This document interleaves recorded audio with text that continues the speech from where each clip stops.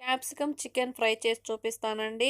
శుభ్రంగా కడిగిన 1 కిలో చికెన్ని తీసుకోవాలి. 1 స్పూన్ పసుపు, రుచికి సరిపడా సాల్ట్ వేసి ఇదంతా ఒకసారి బాగా కలిపి 20 నిమిషాలు మీడియం ఫ్లేమ్లో ఉంచాలి. 1 స్పూన్ మిరియాలు, 5 లవంగాలు, కొంచెం చెక్క, 1 స్పూన్ జీలకర్ర వేసుకొని ఇదంతా మెత్తగా పొడిగా దంచుకోవాలి. ఇందులో కొన్ని వెల్లుల్లి రెబ్బలు వేసుకొని ఇదంతా ఇలా మెత్తగా దంచుకోవాలి. ఇప్పుడు 3 టేబుల్ స్పూన్ల కారం, 1 స్పూన్ ధనియాల పొడి, 1 స్పూన్ గరం మసాలా పొడి వేసి ఇదంతా మెత్తగా దంచుకోవాలి. 20 నిమిషాల తర్వాత మూత తీసి వాటర్ అనేది ఇందులోనే కొంచెం వచ్చింది కదండి, ఇదంతా బాగా కలుపుకోవాలి.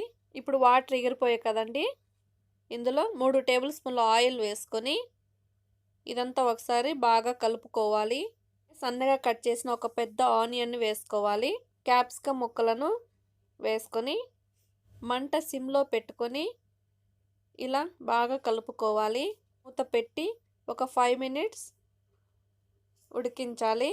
మనం ముందుగా దంచి పెట్టుకున్న మసాలా పొడిని ఇందులో వేసుకొని